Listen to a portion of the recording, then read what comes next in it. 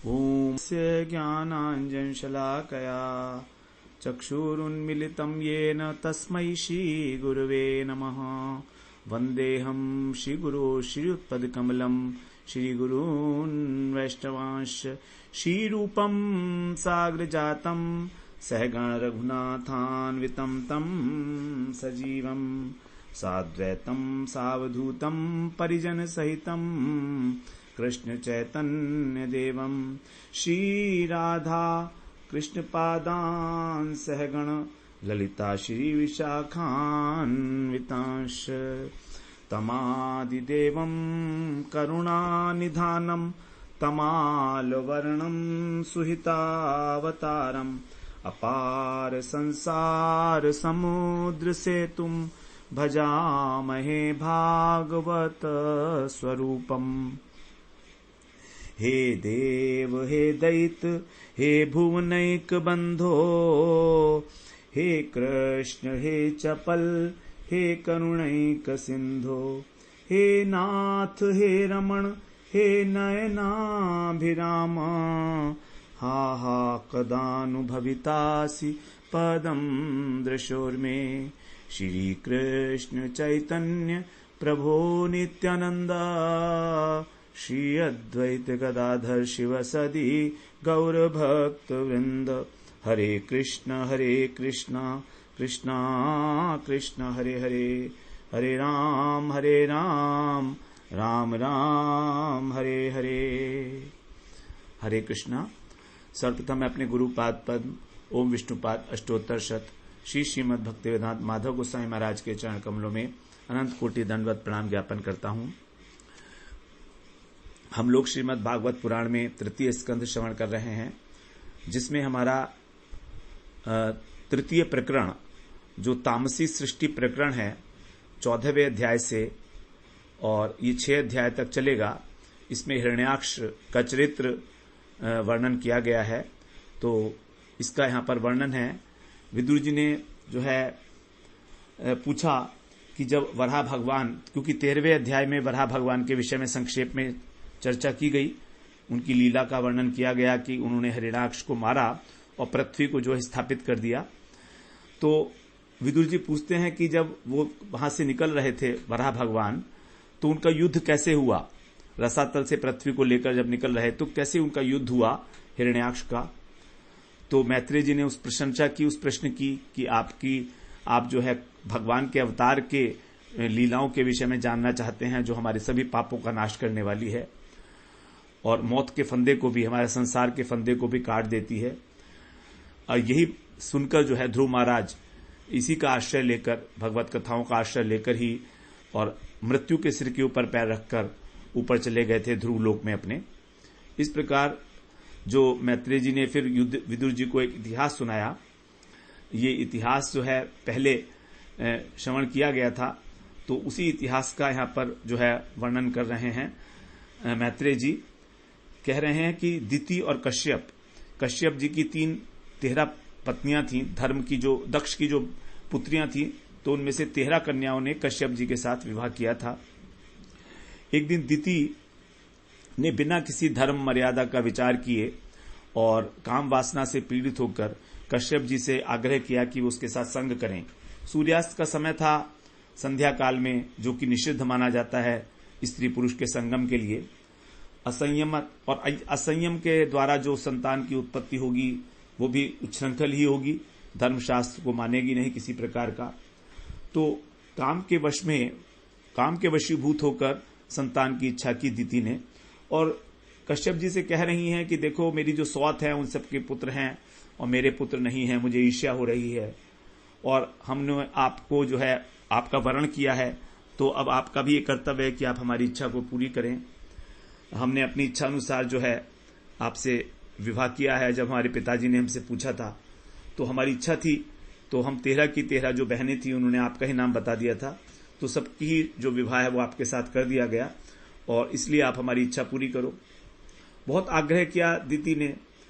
कश्यप जी ने उसे समझाते हुए कहा कि ठीक है, मैं समझता हूं तुम गृह स्वामिनी हो, मेरा कर्तव्य है तुम्हारी इच्छा को पूरा करना, क्योंकि पत्नी से ही धर्म अर्थ काम की सिद्धि होती है। और पति जो है, पत्नी ही पति को सहारा देती है कि वो जो है अनेक प्रकार के कार्य कर पाता है। सारा भार अपना छोड़कर पत्नी के ऊपर बेफिक्र होकर अपना जीविका निर्वाह के लिए और अन्य जो काम है वो सब निपटाता है। और जो इस प्रकार से गृहस्थ धर्म में रहते हैं वे तो मानो एक दुर्ग में रहते हैं। तो इस प्रकार से दुर्ग में रहकर जैसे डाकुओं से बचा जा सकता है, उसी प्रकार जो राग द्वेष काम क्रोध इत्यादि ये सब डाकू हैं, तो ये गृहस्थ व्यक्ति एक सहजता से इनको जो है जीत लेता है। जबकि जो और 3 आश्रमों के व्यक्ति हैं, ब्रह्मचर्य, वानप्रस्थ और सन्यास, उनके लिए इस काम वासना को जीतना अत्यंत दुष्कर है। मैं तैयार हूं इस चीज के लिए तुम जो कह रही हो, लेकिन फिर भी थोड़ा सा आप ठहर जाओ, अभी समय जो है प्रतिकूल है, शुभ नहीं है, तो केवल एक मुहूर्त के लिए, 2 घड़ी के लिए तुम जो है वेट करो। इस प्रकार जो है कश्यप जी ने समझाने की चेष्टा की दिति को। अब 22वें श्लोक में कह रहे हैं, एषा घोर तमावेला घोराणाम घोर दर्शना चरन्ति यस्याम भूतानि भूतेशानुचराणि। ऐसा ये जो इस समय बेला है, जो समय है, ये अत्यंत घोरतमा, अत्यंत घोर है। घोर, घोरतर और घोरतम।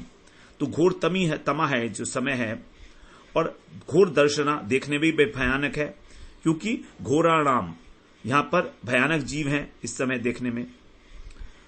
और यस्याम ह का अर्थ है निश्चय रूप से, तो जिसमें निश्चय रूप से ही भूतेश अनुचराणी जो भूतनाथ है शंकर जी, वो विचरण करते हैं, और भूतानी चरंती अपने अनुचरों के साथ, जो शंकर भगवान है, शिव जी हैं, वो यहां पर विचरण करते रहते हैं इस बेला में।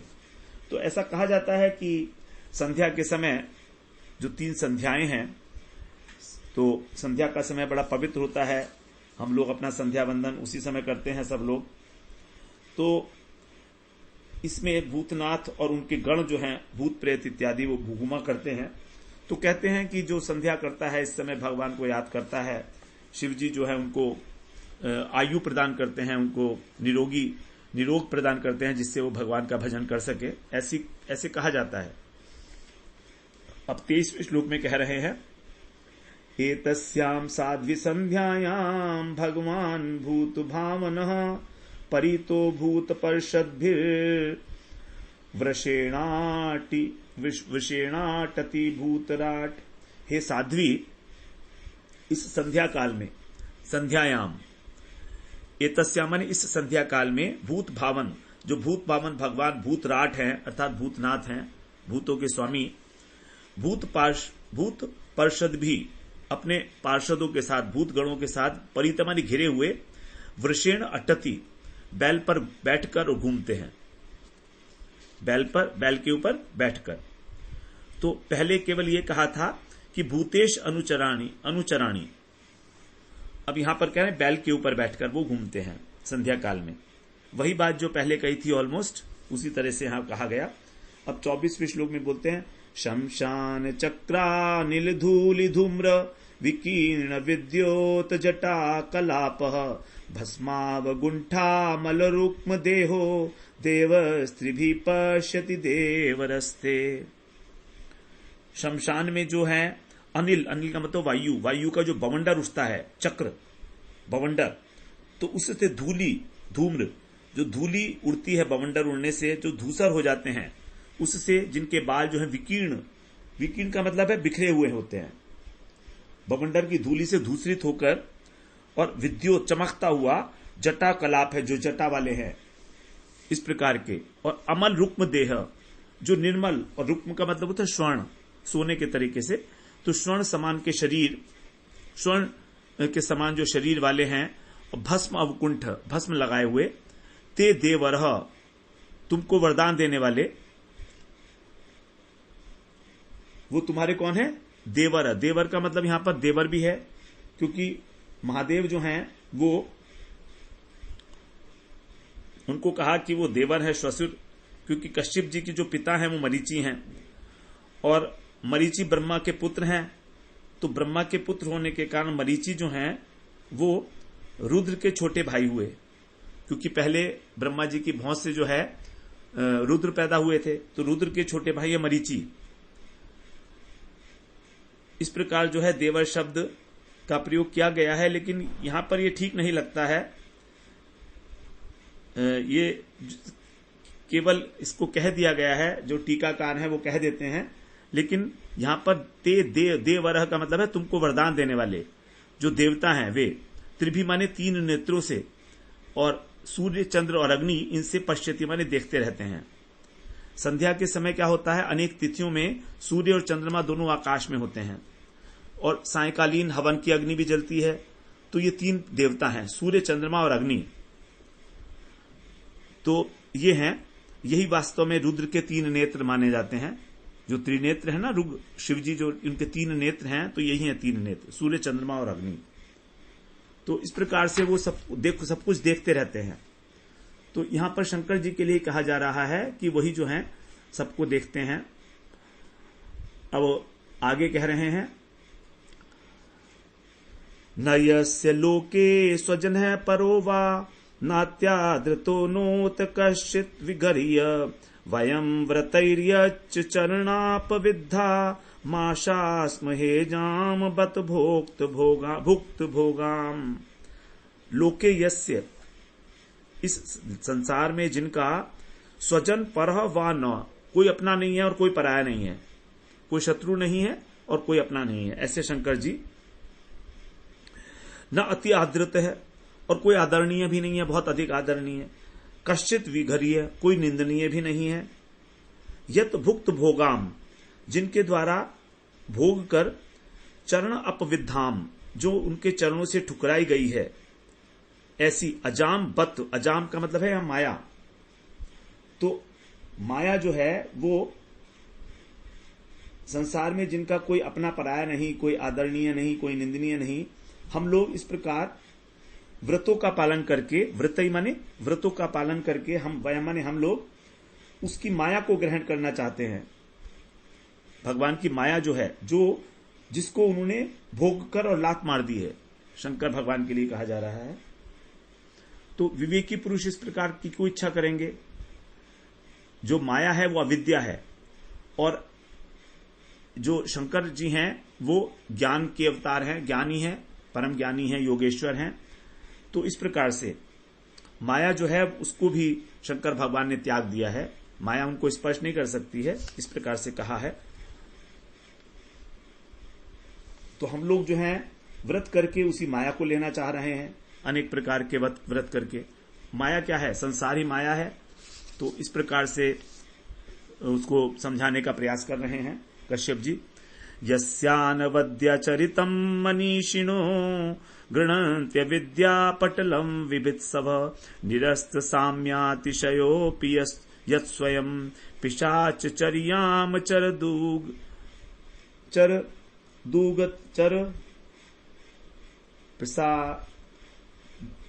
चरद गति सताम।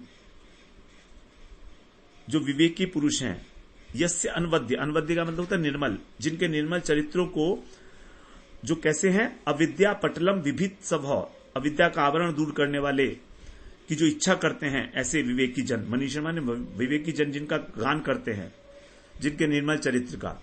यहां शिव जी की महिमा बताई जा रही है कि जिनके निर्मल चरित्रों को जो विवेकी जन है वो गान करते हैं, जिनका अविद्या का आवरण हटाने के लिए, साम्य अपने से समान और अतिशय अपि और बड़ा भी उसको निरस्त करके, अर्थात उनसे बढ़कर तो क्या होगा, उनके समान भी कोई नहीं है। इस प्रकार सताम गतिम, जो सत्पुरुषों की गति है, यत स्वयं पिशाचचर्याम, वो स्वयं तो पिशाचों का सा आचरण करते हैं, अचरत माने करते हैं, तो केवल सत्पुरुषों तक की ही उन तक पहुंच है।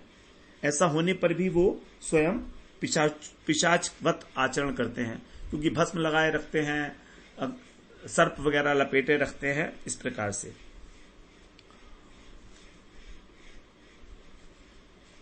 आगे कह रहे हैं, हसन्ति यस्य चरितं हि दुर्भगा स्वात्मं रतस्या विदुष समीहितम् यैर्वस्त्रमाल्याभरणानुलेपनैः स्वभोजनं स्वात्मतयोपलालितम्। यस्य स्व आत्मन रतस्य, जो आत्मा राम है, आत्मा के अंदर ही रत है, मतलब आत्मा राम है, उनकी समहितम चेष्टा करने पर भी जो अच्छी प्रकार से नहीं जाने जाते, अविदुषः,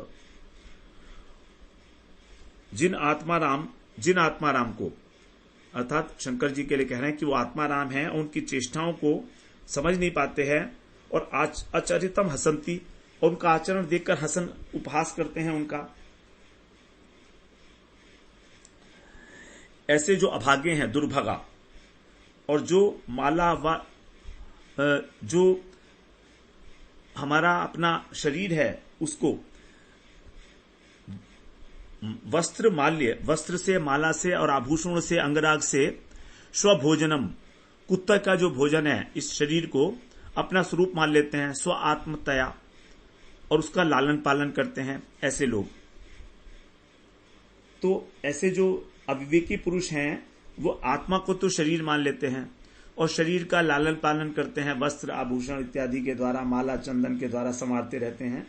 तो वे वास्तव में अभागे ही हैं। जो आत्माराम भगवान शिव हैं उनके आचरण के ऊपर हंसते हैं। इस प्रकार से कहा।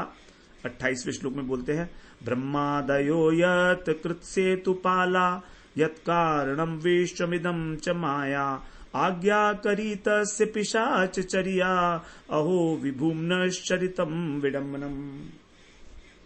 ब्रह्मा आदि जिनकी बनाई हुई जो मर्यादा है, सेतुपाला माने मर्यादा, तो ब्रह्मा आदि लोकपाल जो हैं वह भी उनकी बांधी हुई जो मर्यादा है उसका पालन करते हैं। और यत इदम विश्वम, और जो इस विश्व के कारण है, और माया उनकी आज्ञा पालिका है, तस्य विभुम्न, वो व्यापक विभू, पिशाचचर्या, पिशाचचरण की चरितम विडंबनम, उनका ये चरित्र जो है पिशाचवत, बड़ा विडंबना है, बड़ी अद्भुत बात है ये।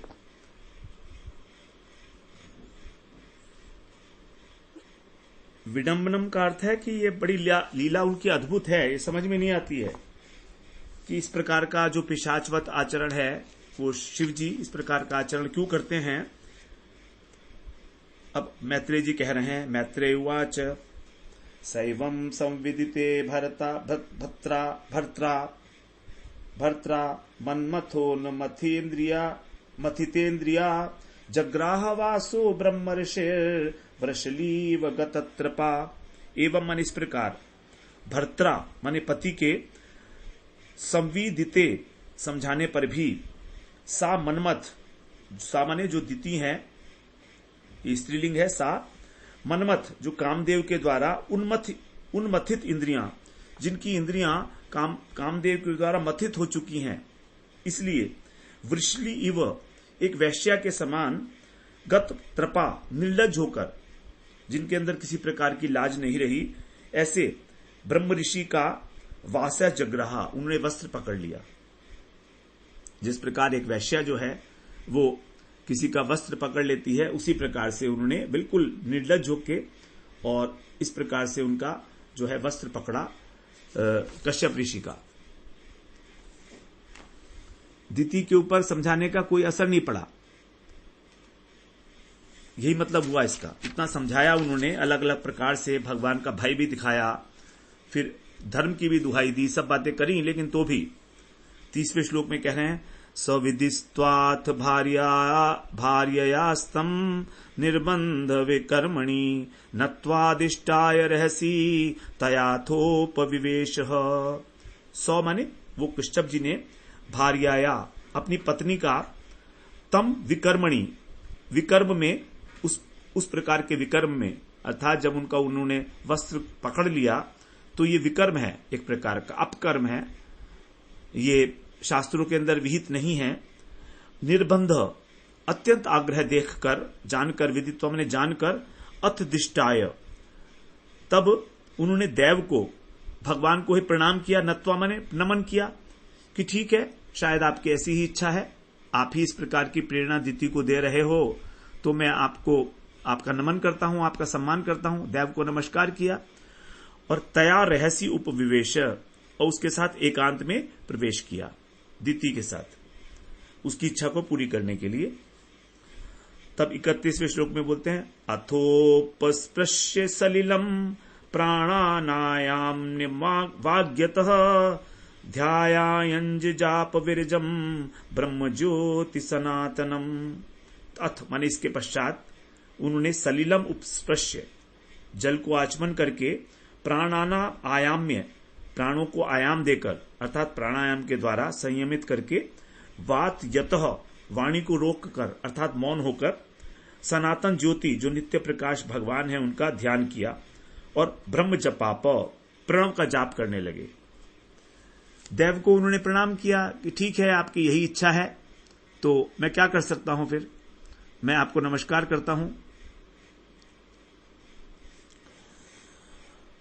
अब संग करने से पहले भी जो है देखिए कश्यप जी किस प्रकार से प्राणायाम करके भगवान का ध्यान कर रहे हैं।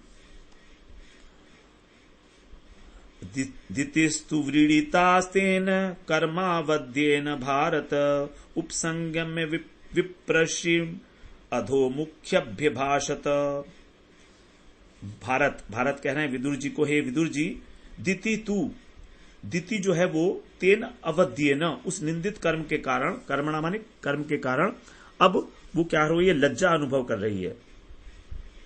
व्रीडिता, लज्जित होकर, अधोमुखी होकर, नीचे मुंह लटकाकर, और ब्रह्म ऋषि कश्यप के उपसंग में समीप जाकर बोली, अभ्यभाषत, संग करने के पश्चात की बात है। इस प्रकार से जब उसको अपनी गलती महसूस हुई दिति को कि मैंने जो है काम के वश में होकर किस प्रकार से अनधिकार चेष्टा की है, तब उनका जो है मुख नीचे हो गया, लटक गया मुंह उनका, उन्हें लगने लगा कि वो अपराध किए है उन्होंने। अब दिति बोलती हैं उनसे, दितिरुवाच मामे गर्भमिमं ब्रह्मन् भूतानां ऋषभो वधीत रुद्रः पतिर्हि भूतानां यस्याकरवमंसहंसम्। हे ब्रह्मन, मैं अयम गर्भ, ये मेरा जो गर्भ है, अब भूतानाम ऋषभ, प्राणियों में जो सर्वश्रेष्ठ कौन है, रुद्र, उनको न वधीत, उसका वध ना करें, उसको न मारें, नष्ट ना करें, कुछ आप इस तरह का उपाय करिए। ही यस्या अहम सम, क्योंकि जिनका अपराध मैंने किया है, अकरवम, मैंने अपराध किया है उनका, भूतानाम पति, वे सभी प्राणियों के स्वामी हैं। तो इस प्रकार संध्या काल में जो है संग करना, ये शिव जी का अपमान है, उनके चरणों में अपराध माना जाता है, क्योंकि जब वो विचरण करने के लिए निकले हैं तो उस समय में इस प्रकार का निकृष्ट कार्य जो शोभा नहीं देता है, उसके लिए एक बेला है। तो अब 34वें श्लोक में बोलती हैं, नमो रुद्राय महते देवायोग्राय मीडुषे शिवाय न्यस्त दंडाय धृत दंडाय मन्यवे। कह रही हैं, महते, आप कैसे हो, महत मतलब महान और अभीष्ट को देने वाले हो, और आप कैसे हो, उग्राय देवाय, उग्र देवता हो आप, और न्यस्त दंडाय, दंड देने के भाव को आप त्याग दीजिए, न्यस्त माने त्याग दीजिए, अर्थात मुझे दंड ना दीजिए, क्योंकि आप तो शिवाय मतलब शिव कल्याण रूप हो, और धृत दंडाय, दुष्टों को दंड देने के लिए दंड धारण करते हो, दंडधारी हो, मन्यवे, तो क्रोध स्वरूप, जो आप क्रोध स्वरूप है, रुद्राय नमः है, मैं आपको नमस्कार करती हूं। तो देखिए कह रही हैं वो कि मैं महादेव को नमस्कार करती हूं जो सबका अभीष्ट पूरा करते हैं, और रुद्र रूप है, उग्र हैं, सत्पुरुषों के लिए कल्याणकारी हैं, उनको दंड नहीं देते हैं, लेकिन जो दुष्ट है उनके लिए दंड देते हैं, उनके लिए क्रोध की मूर्ति हैं। तो मैं आपको इस प्रकार से वंदन करती हूं। अब 35वें श्लोक में कह रही हैं, स्नेह प्रसीदताम भामो भगवानुर्वनुग्रह व्याधस्याप्यनुकंप्यानाम स्त्रीणाम देवः सत्पतिः। व्याधस्य अपि, व्याध के लिए भी, जो अनुकंप्यानाम, दया करने के योग्य हैं, ऐसे, और स्त्रीणाम, स्त्रियों के लिए जो देवता हैं, सतीपति हैं। हम स्त्रियों पर तो व्याध भी कृपा करते हैं, ये कहने का मतलब है कि व्याध के लिए भी जो दया करने योग्य स्त्री जाति है उसके लिए, और जो वे सतीपति हैं, सती मतलब जो सती हैं, शिव जी की पत्नी हैं, उनको सती के पति हैं वे, सौ नह वे मेरे भामह। भामह का मतलब हुआ कि रुद्र को वो अपना बहनोई मान रही हैं, मतलब बहन का पति मान रही हैं। दीति जो है, क्योंकि शिव जो है उनके बहनोई लगते हैं। उरु अनुग्रह अत्यंत दयाशील होकर प्रसीदताम, मुझ पर प्रसन्न हो। अब देखिए दीति जो है वो प्राचेतस दक्ष की पुत्री हैं, किंतु यही जो दक्ष थे इन्होंने अपने पूर्व जन्म में ब्रह्मा जी के मानस पुत्र थे दक्ष। दो दक्ष हैं। एक दक्ष के विषय में तो हम लोग सुनाए हैं कि ब्रह्मा जी के 10 पुत्र उत्पन्न हुए थे, उनमें से एक दक्ष प्रजापति थे। लेकिन ये दक्ष प्रजापति थे ये शिव से विरोध करते थे और इस प्रकार से जो है इनके ऊपर जो है सर बदल दिया गया था। विरोध करने के कारण सती ने जो है अपना शरीर त्याग दिया था यज्ञ में दक्ष की। तो इस प्रकार से इनका फिर पुनर्जन्म हुआ था दक्ष का, और तब ये प्राचेतस दक्ष बने थे।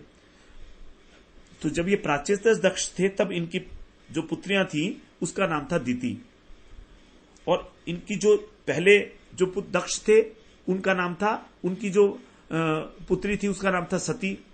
तो इस रिश्ते से जो दीति है वो भगवान रुद्र को अपना बहनोई मां कहती हैं। भले ही चाहे वो पुराने जन्म में था लेकिन दक्ष तो वही है ना। तो पहले इनका नाम था दक्ष और अब इसका नाम हुआ प्राचेतस दक्ष, क्योंकि प्रचेताओं के यहां पैदा हुए थे इसलिए प्राचेतस कहा गया इनको। तो कार्य इनका वही था प्रजापति के रूप में, प्रजा की वृद्धि करना। तो इसलिए जो है दीति इनको अपना बहनोई कह रही हैं। भाम में है, भाम का मतलब होता है बहन के पति, बड़ी बहन के पति हैं सती के, इसीलिए बोला सतीपति। वे मुझ पर प्रसन्न हो, प्रसीदताम। अब मैत्री जी कहते हैं स्वसर्गस्य शिशम लोक्याम अशासानाम प्रवेपतिम निर्वत्य संध्या नियमो भार्यामाह प्रजापति। स्वसर्गस्य, सर्ग का मतलब होता है संतान, अपनी संतान की, लोक्याम माने इस लोक में और परलोक में, आशीष माने कल्याण, आशा सा नाम आशा करती हुई, चाहती हुई, प्रवेपतिम जो भय से कांप रही हैं, ऐसी जो उनकी पत्नी है, भार्या माने पत्नी से, और संध्या नियम निवृत्त, संध्या के नियम पूरा करके प्रजापति जो कश्यप हैं वो आह माने बोले। कश्यप जी कह रहे हैं 37 श्लोक में, अप्रायत्यादात्मनस्ते दोषान् मुहूर्तिकायुत मन्निदेशातिचारेण देवानां चाति हेलनात्। यहां कह रहे हैं आत्मनः ते आत्मन है, तुम्हारे चित्त के अंदर जो अति अप्रायति, जो अत्यंत असंयत है, जो कंट्रोल में नहीं था, काम वासना से मलिन हो चुका था, उत मुहूर्तिकात, उस मुहूर्त में, दोषात जो दोष से युक्त था, संध्या का समय, मत निर्देश अतिचारेण, तुमने मेरे आदेश की, तुमने मेरी आज्ञा की उपेक्षा की, अतिचारेण, और देवानाम च, और देवताओं की भी, अति हेलनाथ, अवज्ञा की, अवहेलना की उनकी भी।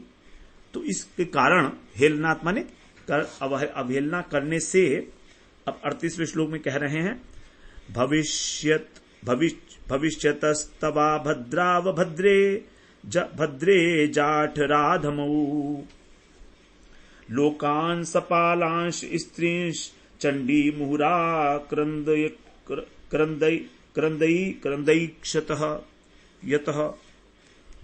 हे अभद्रे, यहां पर संबोधन है अभद्र, तुम बहुत अमंगलमयी हो, क्योंकि तुमने इस प्रकार कहा। हे चंडी, तुम चंडी के समान हो। और तव जाठर, तुम्हारी कोख से जो उत्पन्न होगा ये अत्यंत अधम होंगे अत्यंत। और त्रीन लोकान, तीनों लोकों में सपालान, जो लोकपाल है उनके साथ, मुहु बार बार, आक्रंदई शतः, अपने अत्याचारों से उनको रुलाएंगे, क्रंदन कराएंगे। जो तुम्हारे गर्भ से उत्पन्न होंगे ये लोग, सारे लोगों को और लोकपालों को अपने अत्याचारों से रुलाएंगे, उनको आक्रांत करेंगे।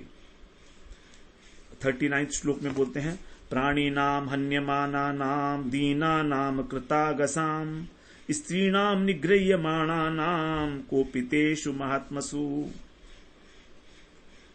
आगे कह रहे हैं दीना नाम, जो दीन है और निरपराध हैं, ऐसे प्राणी नाम, प्राणियों के हन्यमाना नाम, मारे जाने पर, स्त्रियों के बंदी बनाए जाने पर, और महात्मसु कोपितेषु, महात्माओं के क्रोधित किए जाने पर,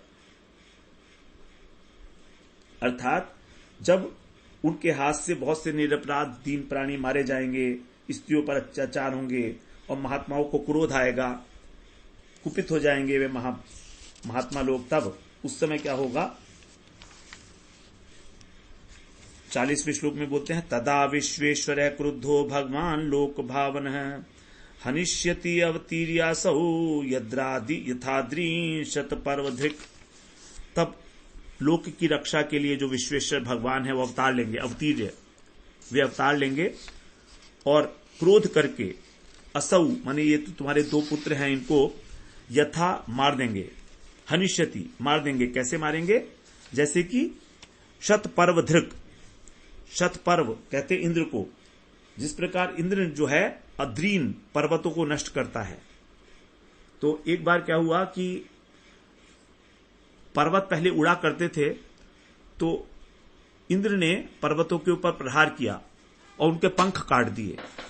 तो जिस प्रकार पर्वत को प्रहार किया इंद्र ने, उसी प्रकार से जो जगदीश्वर भगवान है वे तुम्हारे पुत्रों को मार देंगे।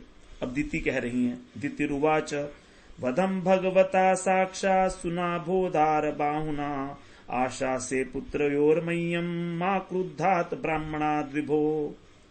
हे प्रभु, मैं भी यही चाहती हूं कि मेरे पुत्रों का वध हो तो साक्षात भगवान के हाथ से हो और ब्राह्मणों के शाप से ना हो।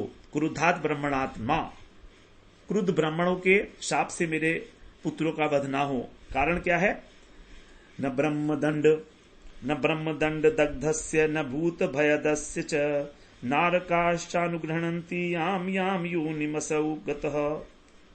क्योंकि जो ब्राह्मण के शाप से दग्ध हो जाता है अथवा तो वो किसी भी योनि में जाए, उस पर नारकी जीव भी दया नहीं करते। ये ब्राह्मण शाप जो है बड़ा डेंजरस है। ब्राह्मण यदि शाप दे दे तो सबसे बड़ी बात मानी जाती है, उसको नरक में भी उसको जगह नहीं मिलती है, नारकी जीव भी उस पर दया नहीं करते हैं। इस प्रकार कह रही हैं दीति। अब कश्यप जी कह रहे हैं, कश्यप उवाच कृत शोकानुतापेन सद्य प्रत्यवमर्शनात् भगवत्युरुमानाच भवे मयि अपि चादरात्। कश्यप जी कहती हैं, ठीक है, तुमको जो है अपने किए हुए पे शोक हो रहा है, पाश्चाताप हो रहा है, अनुतापेन तुम पाश्चाताप कर रही हो, इसलिए तत्काल ही तुम्हारे अंदर जो है उचित अनुचित का विवेक हो गया और ये भगवती भगवान के प्रति बहुत सम्मान है। उरुमानात, तुम भगवान के प्रति अत्यंत सम्मान व्यक्त कर रही हो, शंकर के प्रति, और मई अपी मेरे प्रति भी तुम्हारे अंदर आदर का भाव है। 44वें श्लोक में कह रहे हैं, पुत्रस्यैव तु पुत्राणाम भवितैक सताम मतः गास्यन्ति यद्यश शुद्ध्यम भगवद्यशा यशसा समम। तुम्हारे पुत्र जो हैं वे पुत्राणाम, पुत्रों में सताम मतः, सत्पुरुषों को जो मान्य है, ऐसा एक होने वाला जो शुद्ध यश है जिनका भगवान का, तो यश के साथ गान करेंगे। तुम्हारे जो पुत्र हैं, इन पुत्रों का पुत्र, तो उनमें से 4 पुत्र होंगे, तुम्हारे पुत्र के पुत्र, उन चारों में से एक व्यक्ति ऐसा होगा, एक पुरुष जिसके यश को भगवान के भक्त जो हैं वो गुणों के साथ उसके गान करेंगे। प्रहलाद जी के विषय में कह रहे हैं, क्योंकि हिरण्यकशिपु के पुत्र थे ना वो। योगैर्हेमेव दुर्वर्णम भावयिष्यन्ति साधवः निर्वैरादिभिरात्मानं यच्छलीकमनुवर्तितुम्। अब प्रहलाद जी की बात हुई तो उन्हीं के विषय में चर्चा चलने लगी। कह रहे हैं 45वें श्लोक में कि हेम एव दुर्वर्ण, जैसे सोने के जो है रंग, वो सोने को जो है शुद्ध किया जाता है उसी प्रकार से साधव जो साधु लोग हैं, यत शीलम जिनकी शील स्वभाव का अनुकरण करेंगे, अनुवर्तितुम और करने के लिए, निर्वैर आदि भी जो निर्वैर आदि सद्गुण हैं उनको, उनसे अपने चित्त को इस लोक में शुद्ध करेंगे। मतलब कहने का यह है कि जिस प्रकार खोटे सोने को तपाकर बार बार शुद्ध किया जाता है, वैसे ही साधुजन तुम्हारे उस पुत्र के पुत्र का, पौत्र का तुम्हारे और आचरण का अनुकरण करेंगे और इस प्रकार अपने हृदय को शुद्ध करेंगे उसका गुणगान करके। 46वें श्लोक में बोलते हैं, यत् प्रसादादिदं विश्वं प्रसीदति यदात्मकं सस्वद्रग भगवान यस्य तोष्यते न्ययादृशा। जिनकी कृपा से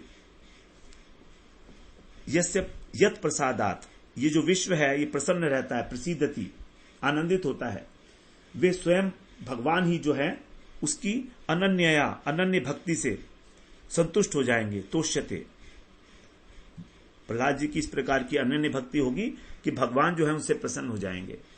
47वें श्लोक में बोलते हैं, सवै महाभागवतो महात्मा महानुभावो महताम महिष्ठ प्रवर्ध भक्त्या भाविताशय निवेश्य वैकुंठमिमं विहास्यति।